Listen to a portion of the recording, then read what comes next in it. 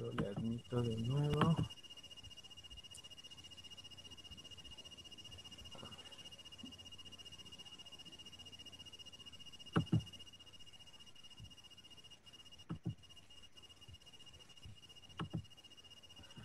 Amigos, amigas, amigues, una vez más estamos aquí en este domingo de Sin Etiquetas. Son las 18 horas con 4 minutos y iniciamos un programa más de nuestra nueva y novena temporada al aire.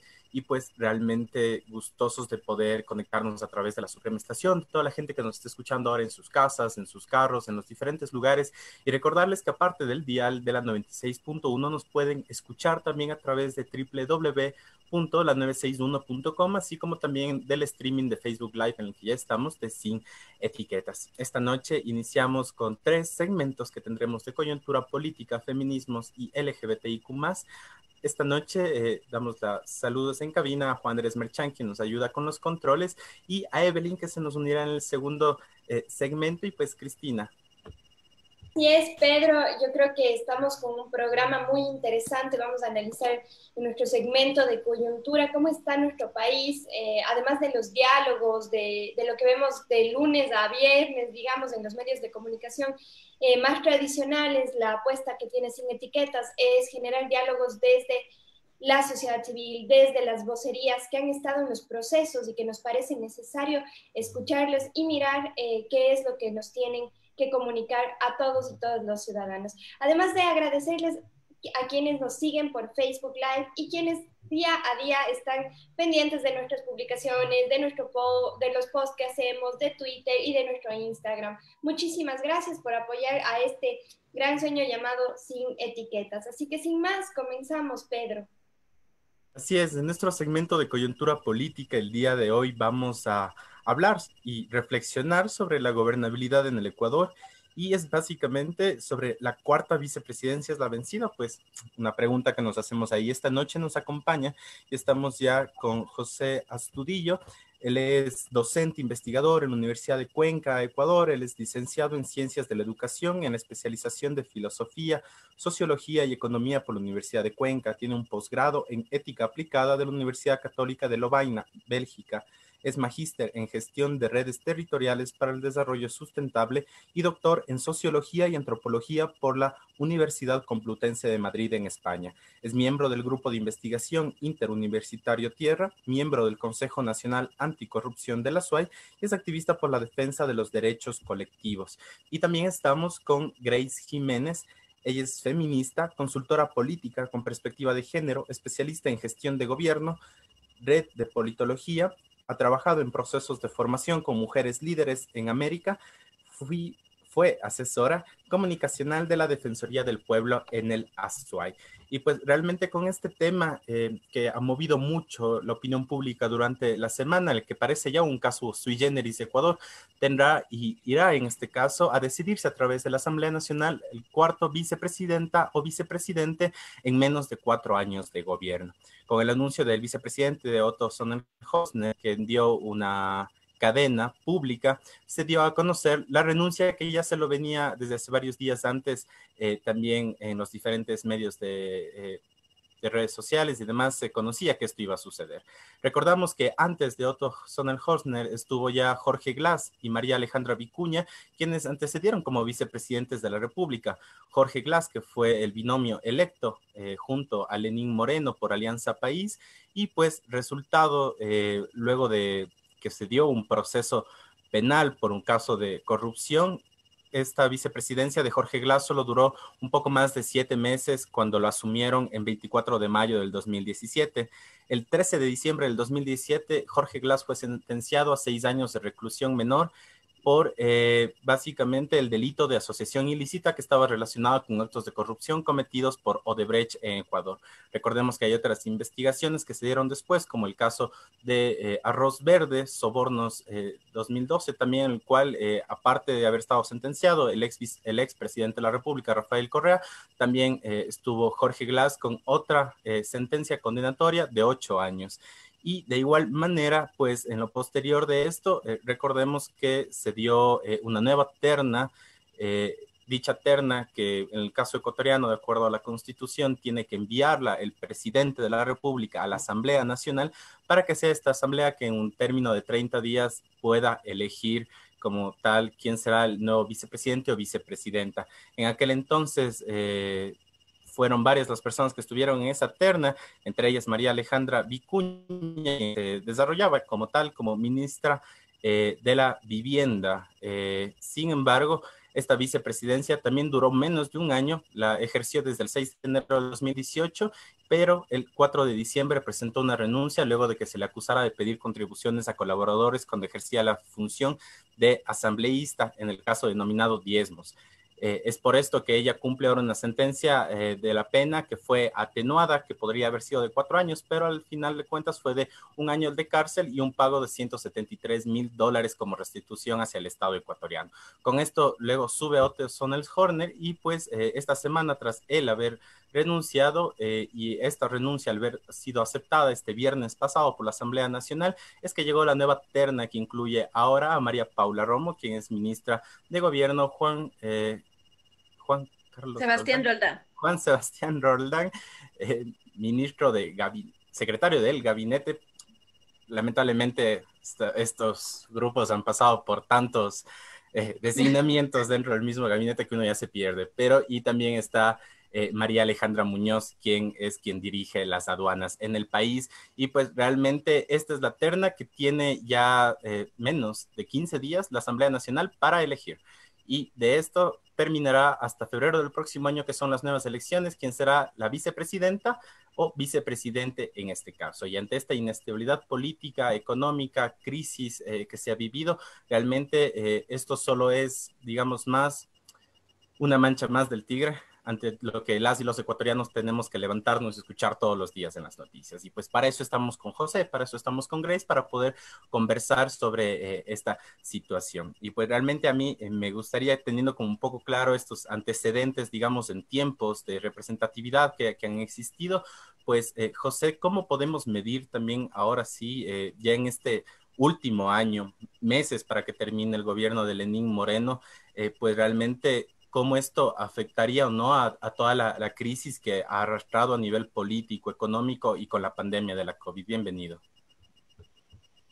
Muchísimas gracias, Pedro. Gracias, Cristina. Gracias también, Grace, por conversar juntos. Aquí nos permite este medio, pues, juntarnos, gente que está en México, los que estamos acá, podemos conversar. Sí, digamos que para comenzar a hablar sobre la vicepresidencia de la República y sin poner todavía un nombre en este momento, sino como Pedro ha comenzado a cuestionar y a preguntarse sobre el qué hacer político, ¿no es cierto? ¿Qué implica una cuarta vicepresidenta en este momento que le queda prácticamente menos de un año, le quedan meses al gobierno ecuatoriano? Es decir, yo creo que en el gobierno de Lenín Moreno, sí, y en todo el quehacer político que ha tenido Alianza País, que rompe pues con este brazo inicial de Alianza País, hay que decirlo así, y que ahora es Compromiso Social o otros nombres en diferentes provincias, que es la tendencia que le sigue a Correa, ¿no es cierto?, de lo que se llama correísta, y pues hay ese quiebre, existe ese quiebre. Al final, ya terminando el partido, a mí me parece que no es muy, digamos que importante, no afecta mucho al quehacer político nacional, ni tampoco al mandato de Lenín Moreno, porque este es un momento, si nosotros hacemos una comparación con un partido de fútbol, simplemente de quemar tiempo nada más. ¿Sí? Y yo creo que Lenín Moreno ha pasado ya sus momentos más críticos en su quehacer político y en su vida también de política económica, social, etcétera. Pues recordemos que cuando entra Lenín Moreno, los análisis políticos en su gran mayoría, ¿sí?, de todo lado. Allí yo tengo que hacer un poco de memoria y recordar análisis políticos de gente de centro, de derecha, de izquierda. Todos coincidían que Lenín Moreno es el títere de Rafael Correa, ¿eh? Y que Lenín Moreno pues solamente está entrando para darle el paso a Jorge Glass. Ese era el análisis, ¿eh? Ese era el análisis casi generalizado. Y que Lenín Moreno se va a ir pues por su debilidad política como tal, o muchos lo decían incluso por su condición, pues por su condición y su enfermedad se especulaba de estas cosas. Yo creo que la primera cosa que ha hecho Lenín Moreno es demostrar que eso fue un equívoco en el análisis político. Lo que pasó es que él hizo la primera jugada política. En este ajedrez político, lo primero que sucedió es que él se deshace de Jorge Glass.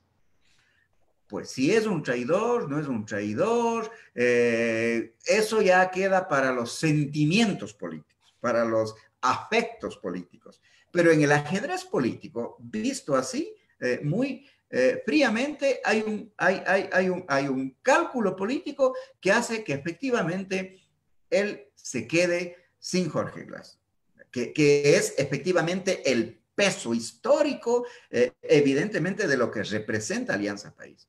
Pero además no solamente que se deshace de Jorge Glass, sino se queda con el partido Alianza País, es decir, se queda con la marca. ¿Y quién está con la marca, con la imagen de la marca, con fuerza? Fue evidentemente María Alejandra Vicuña. María Alejandra Vicuña, después de Jorge Glass, asume la vicepresidencia. Cuando a María Alejandra Vicuña se le acusa de este caso, pues de los diezmos, inmediatamente otra jugada de ajedrez importante en el tablero político.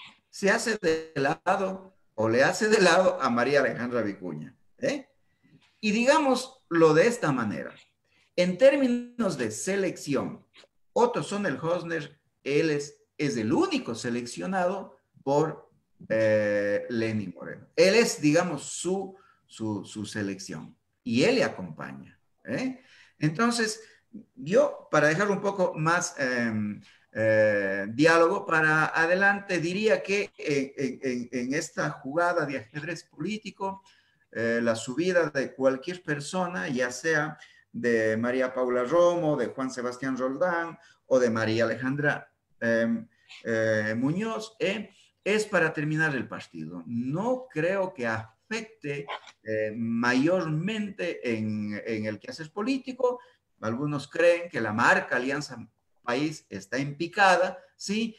Yo creo que de aquí en adelante lo que viene más que fortalecimiento de la marca son, en términos de sobrevivencia política, las alianzas con otros sectores. Y en ese sentido, lo que hará el vicepresidente que asuma, casi digo la presidencia porque parece ser de esa manera, es decir, el vicepresidente o la vicepresidenta que asuma ese rol, lo que tendrá como responsabilidad fundamental es, mientras algunos jugadores queman tiempo, darse el chance para fortalecer las redes políticas, las alianzas políticas. Yo creo que con esto iniciamos un diálogo muy interesante. Y a mí me gustaría preguntar en esta misma línea que hemos trazado de análisis a Grace, desde la politología, desde la política, el análisis de la gobernabilidad es uno, ¿verdad? Hace referencia a cómo se lleva el país, qué tan económicamente productivo, activo se mantiene, cómo el diálogo con los diferentes sectores, justo que José mencionaba, el sector privado, el sector público, los sectores ideológicamente de derecha, de izquierda, de centro, se han mantenido y han podido conversar. Con esta terna que vemos que propone Lenín Moreno, ¿qué nos dice a la sociedad? Sería que, además que tenemos una favorita por un lado, que en redes sociales es para muchos la salvación y quien ha mantenido y ha sostenido muchos de los procesos de este gobierno, o por otro lado, a simples personas que mantendrían la estabilidad durante el tiempo que queda al gobierno de Lenín Moreno. ¿Cuál es tu criterio? ¿Qué apreciación merece esta situación? Y sobre todo desde la lógica de a mí me gustaría profundizar un poquito desde las mujeres, ¿no? Que ya tuvimos una vicepresidenta, la que significó un sector, ella tenía un discurso de un sector de la población, pero vendría, o la candidata que más el nombre suena en esta terna, representa otro sector, pero ha suscitado este debate entre quienes apoyamos o quienes apoyan a las mujeres dentro del escenario político, independientemente, digamos, sea el caso. Grace. Sí, bueno, Cris, muchas gracias. Bueno, concuerdo también con José en todo el análisis y todo lo que ha planteado. Bueno, queridos amigos, amigas, amigues, para mí es un gusto compartir este espacio de reflexión con los radioescuchas y a quienes también nos miran por Facebook Live. Este rato estaba revisando un ratito los mensajes. Quiero mandar un saludo a mi Normita Villagrán, que siempre está conectada y siempre está pendiente del programa de Sin Etiquetas. Bueno, a ver, tenemos que partir de un escenario global, que es lo que lo que es la política te dice y cómo la comunicación política también te ayuda a hacer una sinergia en este caso. Lo que estamos viviendo en estas elecciones es muy similar al panorama en el 2008. ¿Por qué? Por tres factores. Uno, por la crisis política, porque los partidos están viviendo una crisis de falta de legitimidad. Dos, por la crisis en el tema de las instituciones, porque no existe una alta credibilidad para las instituciones públicas o en este caso quienes llevan estos procesos electorales como el CNE o como algunas instituciones que se dedican a. Y tercero, la crisis económica que vive el país.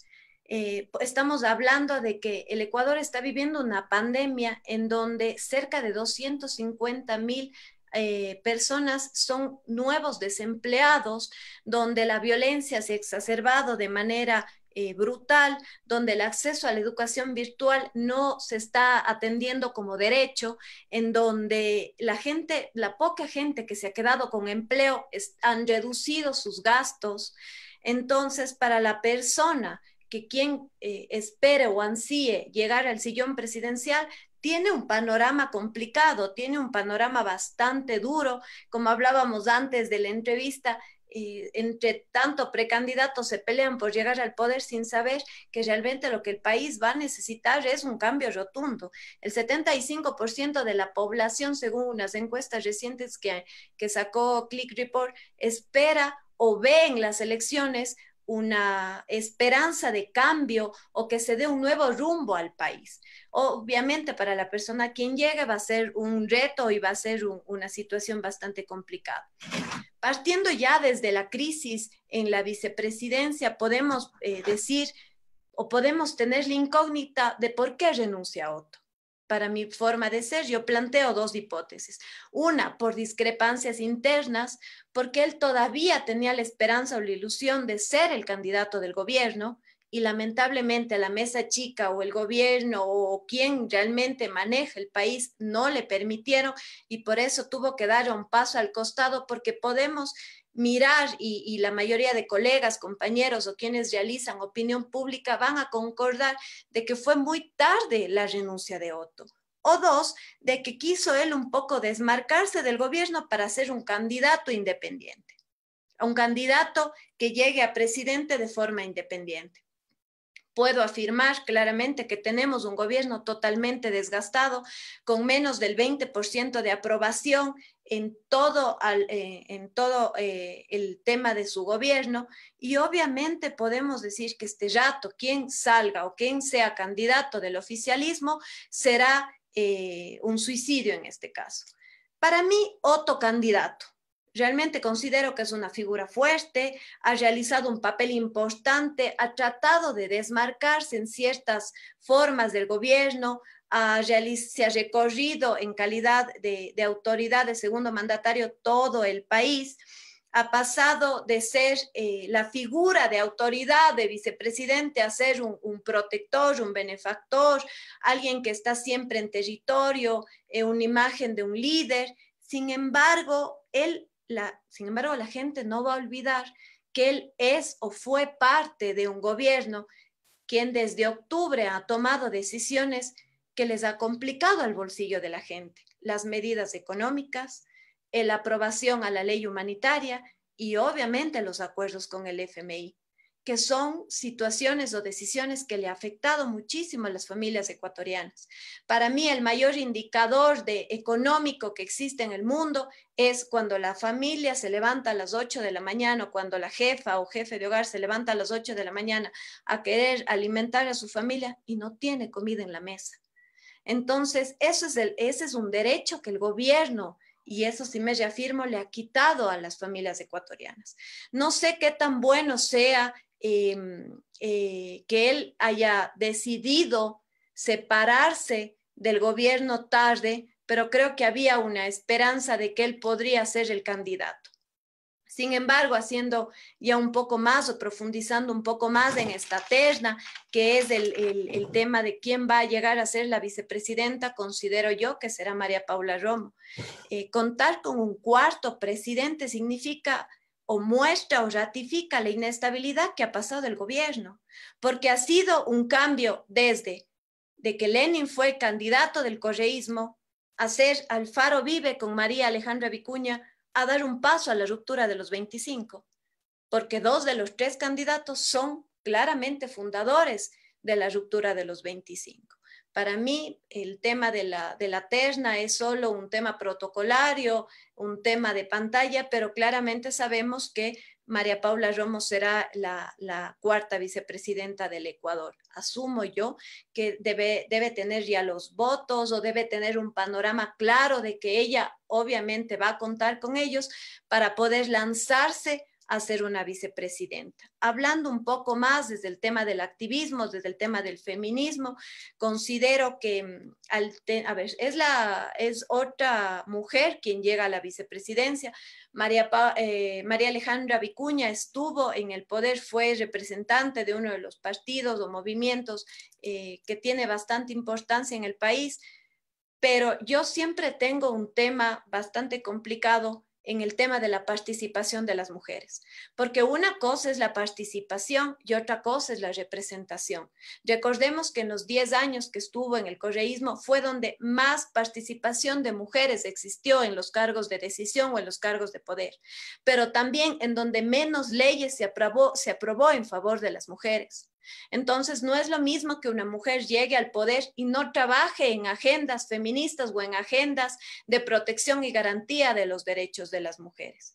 María Paula Romo fue una mujer que trabajó en cierto momento de su vida en favor de los derechos de las mujeres, pero claramente en octubre pudimos darnos cuenta que estos derechos o muchos derechos de las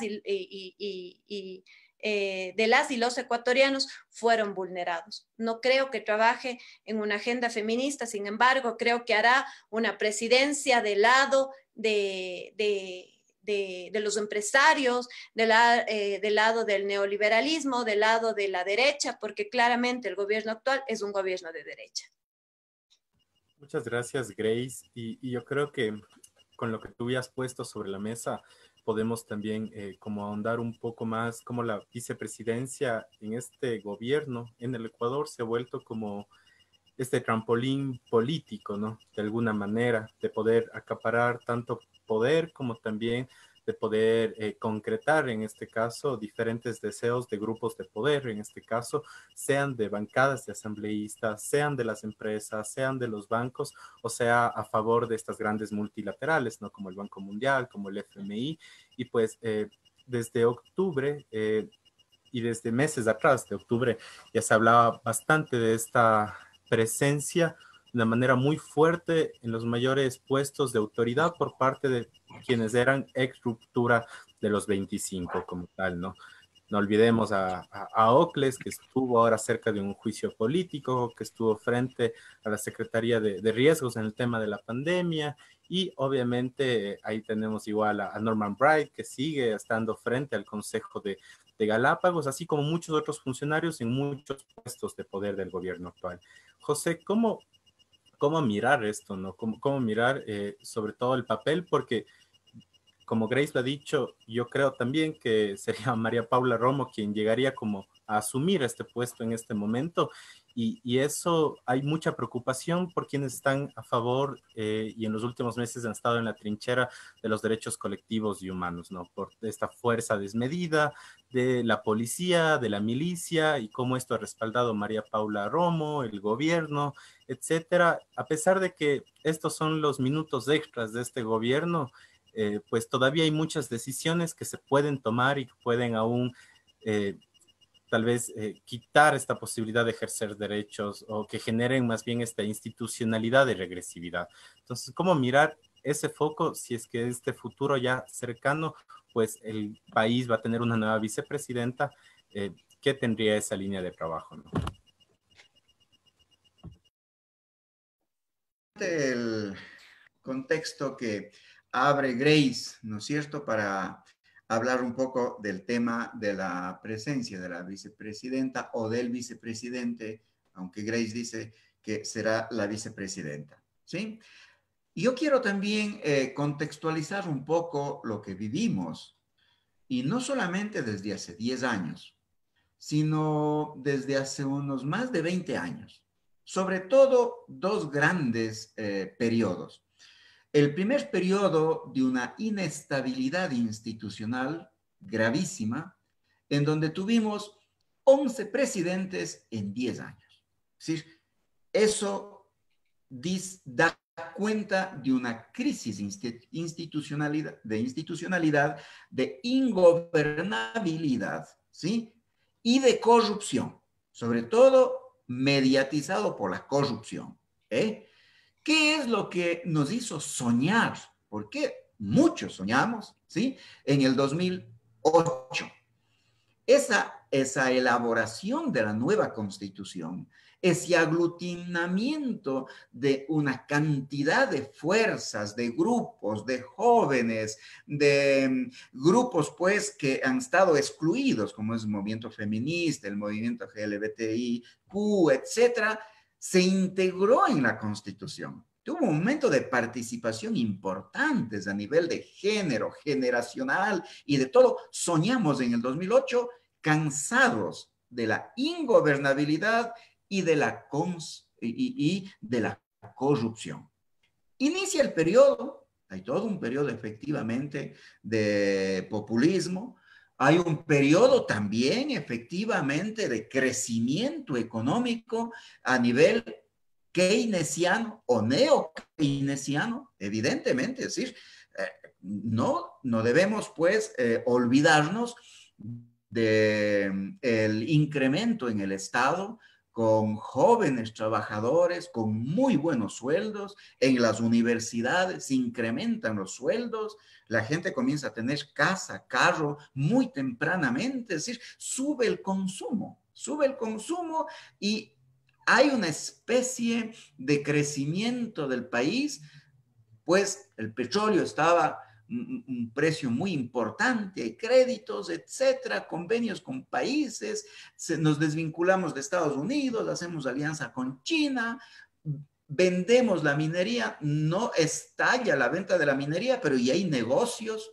hasta que viene 2015 con la crisis.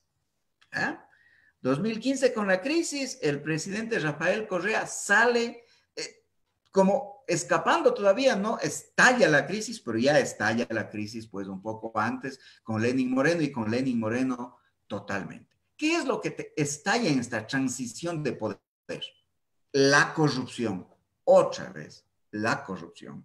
Y el gobierno de Lenín Moreno, efectivamente, y el gobierno de Rafael Correa han tenido un tema de persecución mutua, ¿sí? En donde la política ha estado contaminada por el odio y el revanchismo. O sea, acá en el país realmente asusta que la política se ha convertido en un instrumento de revanchismo y de odio, mediado por algo de justicia, pero sobre todo de revanchismo y de odio. ¿Y qué es lo que atraviesa todo eso nuevamente? La corrupción. Es decir, la corrupción no es solamente económica. No, de esto que estamos cansados de oír todos los días, cómo hemos llegado a niveles miserables de robar a los enfermos, a la salud, a los moribundos. O sea, ya, robar está mal, pero quitar la salud,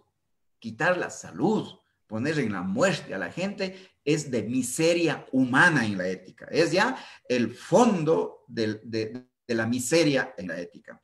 Otro tema miserable en la ética es esta corrupción de hacerse pasar por minusválido para obtener un carnet y tener, privilegios. Es decir, diezmar de lo que más se puede en el Estado.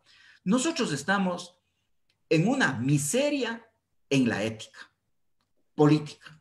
Es decir, eso es corrupción. Cuidado con que solamente veamos corrupción cuantitativa.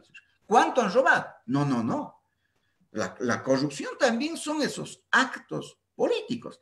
Entonces, la política está también mediada por este sistema de corrupción. Como diría mi gran amigo Carlos Castro, en un burdel todas las parejas son legítimas. ¿Sí? Si la política se prostituye, todas las alianzas son legítimas. Entonces, yo no veo aquí partidos políticos.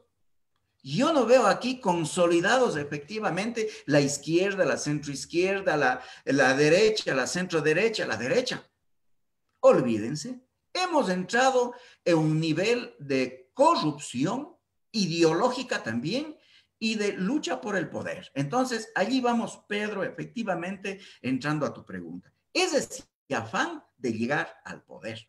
Y ahora, con este señor o esta señora, ¿sí? Señor y señora, cuidado con decir Bessie, ¿sí? Haciendo referencia a esta señora que se ha enojado porque le han dicho vecina. Imagínense, oiga, estamos en un país donde queremos reclamar todo, ya hasta que no me digan vecina, sino señora, porque dicen que decir Bessie es para los indígenas. Imagínense, qué Así. cosa, ¿no? También creo que vivimos una sociedad que tolera demasiado la corrupción, Por lo tanto, también estamos atravesados por eso. Si nosotros tenemos ese escenario político, pues yo lo que creo es que a futuro lo que van a venir es alianzas y no tengamos pues susto ni nos sorprendamos que alianzas surjan. Yo, por ejemplo, creo que la salida de Otto Sonnenhösner es una jugada, ¿sí? Para descontaminar al mejor jugador político en este momento y a través de él hacer alianzas con la derecha. Porque este gobierno ha venido jugando muy bien en las alianzas con la derecha.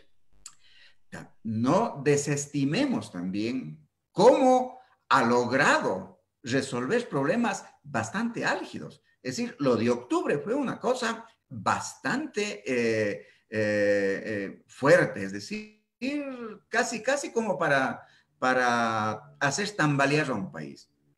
María Paola Romo, con todas las críticas que se le pueda hacer de violación a los derechos humanos y todo, pero salió triunfante. Es decir, logró mantener la estabilidad del país, la estabilidad política. Si esa estabilidad no es la óptima, ese es otro tema. Pero ahí mantuvo el país. Y recordemos que la población muchas veces está esperando a alguien que actúe con mano fuerte. Cuidado también con pensar que el país es un país de gente progresista, de gente que cree en la inclusión, de gente que cree en los derechos humanos. Yo me encuentro en la calle con gente que dice que ese tema de los derechos humanos y de la inclusión y de dice que hay que votar a un lado, que acá las cosas tienen que ser de blanco y negro. Por eso los discursos populistas pegan muy duro en la gente.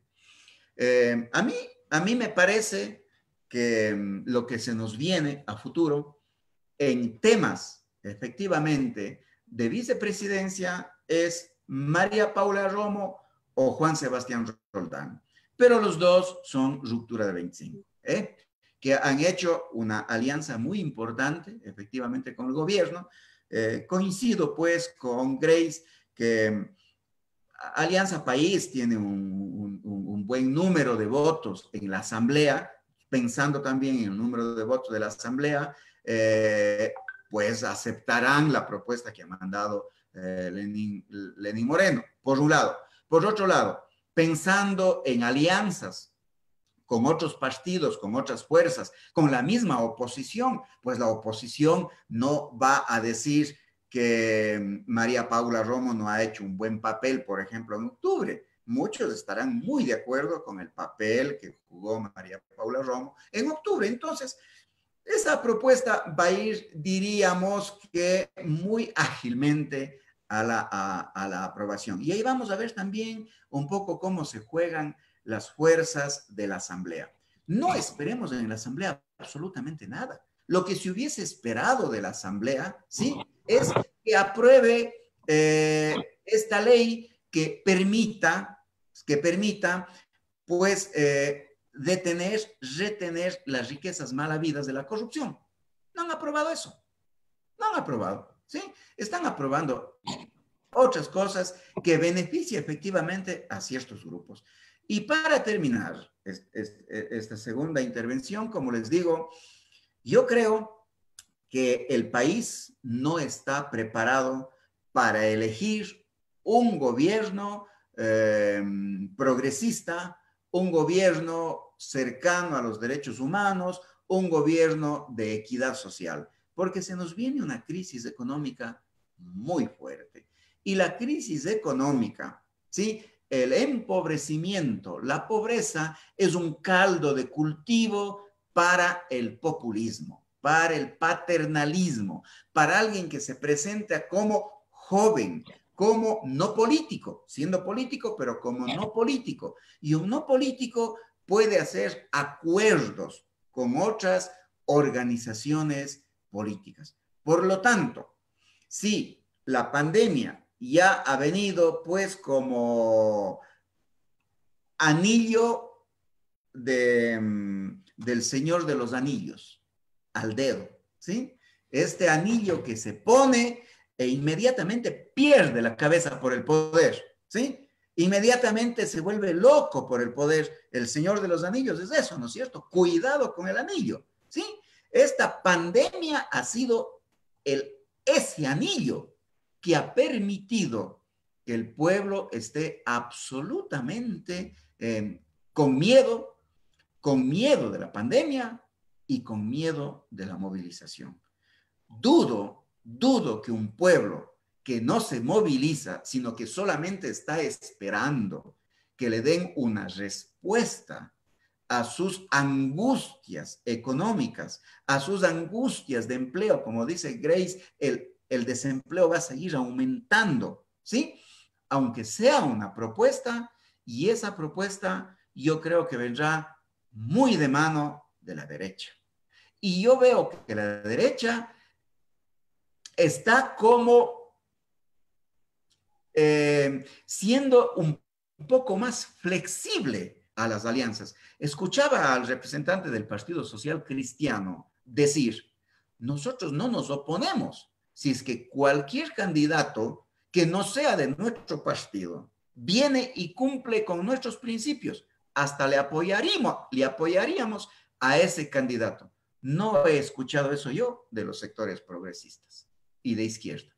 Más bien, cada día surgen más candidatos de izquierda y del movimiento indígena. Realmente yo creo que con eso podríamos igual, Grace, en esta lógica tengo dos preguntas importantes que nos han hecho también en redes sociales. ¿Qué pasa con las consultas populares? La planteada también por Jaime Nebot, que él cree que va a solucionar el país de esta manera. Por otro lado, tenemos que siempre ha habido un sector que ha profundizado el debate y que ha querido una reforma constitucional. Desde pocos días después, digamos, de que se aprobó en el 2008 la Constitución que hoy nos rige, ha habido sectores que han dicho no a esta Constitución, queremos una reforma, ese es el cambio para que el Ecuador sea un mejor país. Tomando lo que dice José, que creo que es muy acertado, hay que tener cuidado de creer que somos un país netamente progresista. Ya podemos ver lo que está pasando en Brasil, ¿no? Uno de los países con uno de los líderes más, digamos, de mano dura y evidentemente más populista y hacia medidas que cero protegen los derechos humanos. Entonces, en esa idea de las consultas, voy a tratar de aglutinar las preguntas que nos han hecho.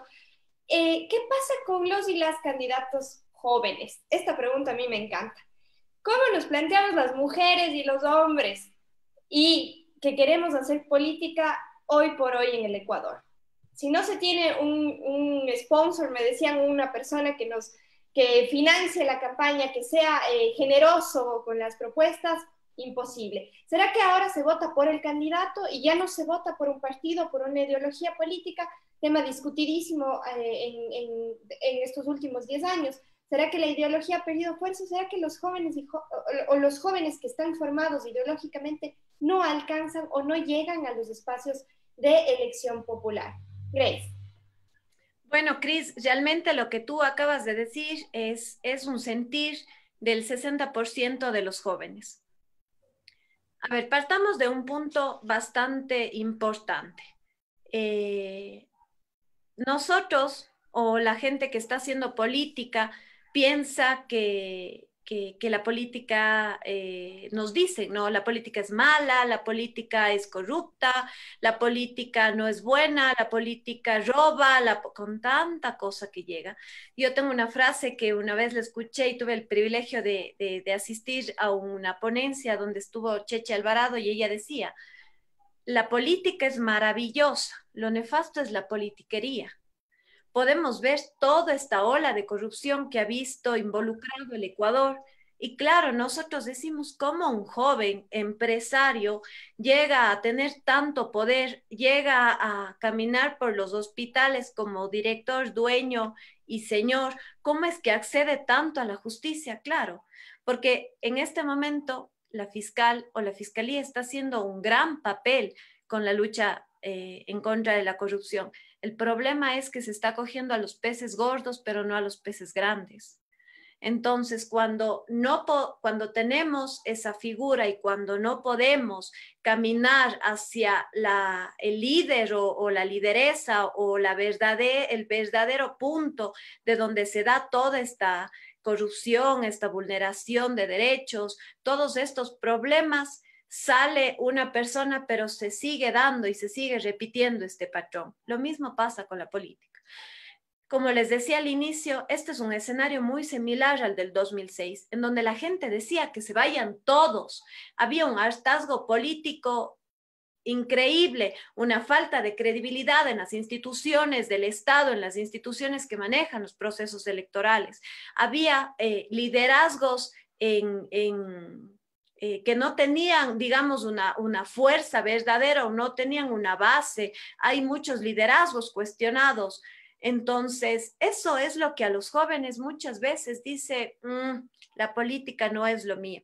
Sin embargo, yo creo, y no es una utopía, creo que es una forma nueva de caminar, en que la política es esta nueva normalidad a la que estamos, a la que nos ha tocado vivir el Ecuador y el mundo. Es una nueva forma de hacer política desde las condiciones y desde los principios. Tomo las palabras de José que decía, este momento todo mundo quiere hacer política con todo mundo y se ha prostituido la forma de manejar o de hacer los acuerdos políticos, claro, porque se ha venido acostumbrando a hacer estos juegos, estas jugadas maestras para estar siempre y mantenerse en las estructuras de poder.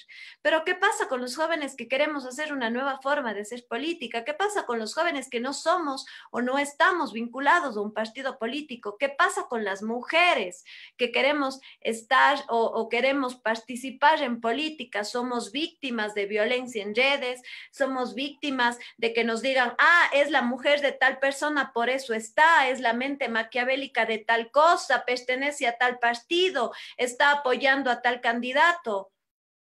Esa es la verdadera los verdaderos factores que hacen que los jóvenes, las mujeres, no estemos en política, porque lamentablemente la política ha venido celosamente cerrado, cuidado por los hombres, quienes no han querido que otros actores estén involucrados o hablen de los problemas de la gente.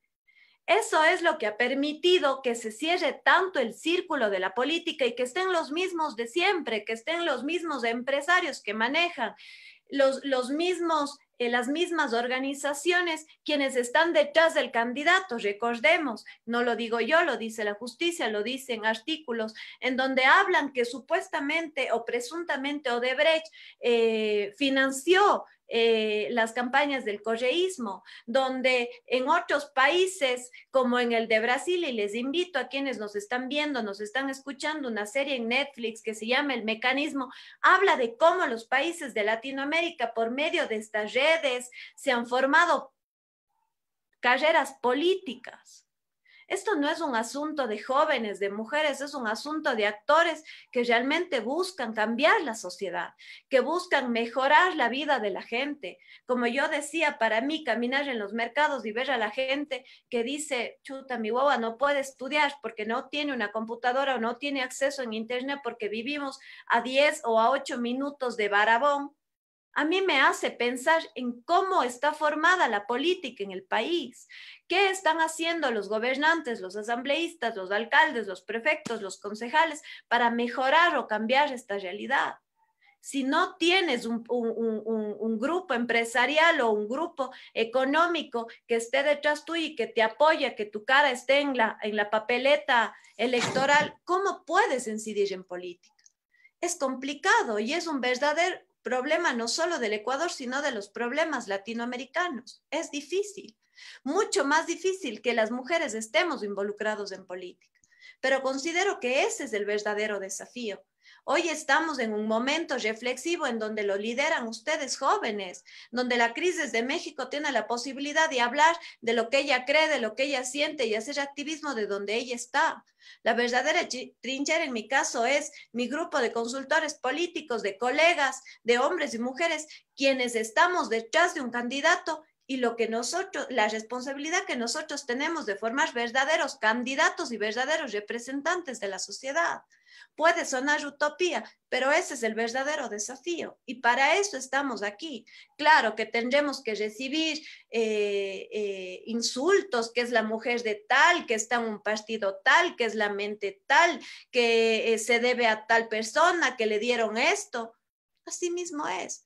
Lamentablemente, cuando cambiamos este verdadero entorno y cuando realmente, como tomo totalmente las palabras de José, cuando el país cambie y pueda ver desde otras miradas en la verdadera sociedad, podremos tener, es un camino difícil, sin embargo, no es imposible, estamos en el hecho, este programa, este rato tiene 100 y pico de seguidores y la gente que seguramente nos está viendo, nos está escuchando, también debe tener esa gana o esa necesidad de que el país cambie. Y obviamente estas elecciones, o al menos las encuestas como Click Report decía que el 75% de la gente espera o ve en las nuevas elecciones un cambio, un nuevo rumbo, una esperanza de que el país va a cambiar. Espero que así lo hagamos, espero que así sea, y quienes están para precandidatos, porque hasta el momento solo el candidato que ya ha lanzado su postura, o quien se ha lanzado ya en la carrera electoral es Lasso. Espero que los otros precandidatos también tomen en cuenta estas necesidades que realmente tiene el pueblo, estas características que los estudiantes o los jóvenes queremos. Son 250,000 nuevos desempleados. ¿Cómo los jóvenes vamos a competir contra eso? ¿Cómo los niños van a competir en el colegio para una prueba del ser bachiller cuando seguramente no han terminado de manera correcta sus estudios en la escuela? ¿Cómo vamos a las mujeres a seguir caminando hacia una verdadera participación cuando realmente ni siquiera nos han podido visibilizar con tanta violencia intrafamiliar, violencia política y violencia de género que tenemos en el país? Hemos perdido 43 compañeras en lo que va del año, víctimas de su agresor. Si no viramos la mirada hacia otro entorno, hacia otra nueva sociedad, no podremos cambiar el rumbo del país. Y nuestra obligación como consultoras políticas, lo que sería es formar a candidatos con perspectiva de género, con perspectiva social, y sobre todo con humanismo y responsabilidad, no solo para formar candidatos exitosos, sino gobernantes responsables. Muchísimas gracias, Grace. Muchísimas gracias, José. Creo que con esto iniciamos ya las reflexiones que se van a venir durante los próximos meses frente a las elecciones de 2021, tanto para asambleístas provinciales, nacionales, así como para la presidencia y vicepresidencia de la República. Muchísimas gracias, Grace. José, solo para cerrarle, le doy paso. Dos cositas. Miren ustedes que algo que se requiere en la sociedad efectivamente es que se llene ese vacío de los jóvenes en el poder, de los jóvenes en la vida política. Por eso es que se presenta Otto Sonnenhösner como el joven, otra vez el joven. ¿Qué es lo que se requiere en la sociedad a gritos? Alguien que asuma el capital social de un líder político con ética. La consulta popular, entre otras de las cosas que desvía la atención efectivamente de las elecciones y confunde de alguna manera las elecciones, tiene también el propósito de presentarle a Nebot ya no como el líder político, sino como el líder ético. Él ya no está luchando por poder, está luchando por el beneficio del país, poniendo esa consulta popular. Y sería una perversión y un acto de corrupción unir la consulta a las elecciones, porque nos estarían haciendo votar por ese sí a la consulta con un sí a una propuesta de la derecha y de un candidato de la derecha. Así es, muchísimas gracias, José. Creo que eso hay que tenerlo sobre la mesa y sobre la opinión pública, sobre todo desde la sociedad. Muchísimas gracias, Grace, José, por este segmento de coyuntura. Y pues vamos, chicas, con feminismos.